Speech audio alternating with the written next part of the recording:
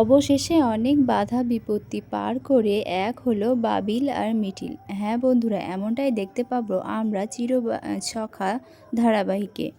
বাড়ির সামনে বরযাত্রী সহ বাড়ির সবাই বিয়ে করে বর বউ নিয়ে দাঁড়িয়ে থাকে, আর ওইদিকে কমলিনী বেরিয়ে আসে এবং ছেলের বউকে বরণ করতে থাকে।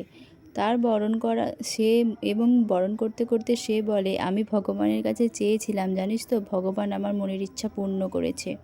তখন মিঠিল বলে যে হ্যাঁ, তুমি ভগবানের কাছে চেয়েছিলে বলেই দেখো না আমি কেমন তোমার কাছে চলে এসেছি।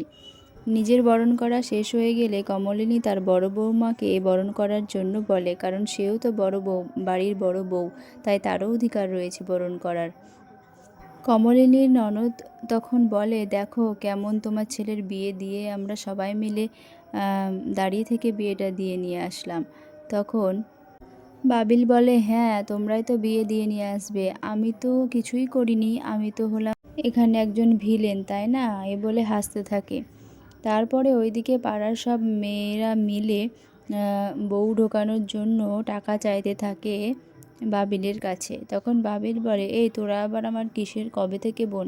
তখন বলে, এই 1 ঘন্টা আমরা তোর বোন, কারণ 1 ঘন্টা পর টাকাটা আমাদের যখন নেওয়া হয়ে যাবে তারপর আমরা তোর আর বোন না। ওইদিকে নতুন আঙ্কেল তাদের টাকা দিয়ে দেয়, 10,000 টাকা আমার ছেলের বউ দেখার জন্য দেব, তাই বলে। তারপরে ওইদিকে বাবিলের ছোট বোন বলে, তুমি দিলে তো হবে না, দাদাকে দিতে হবে।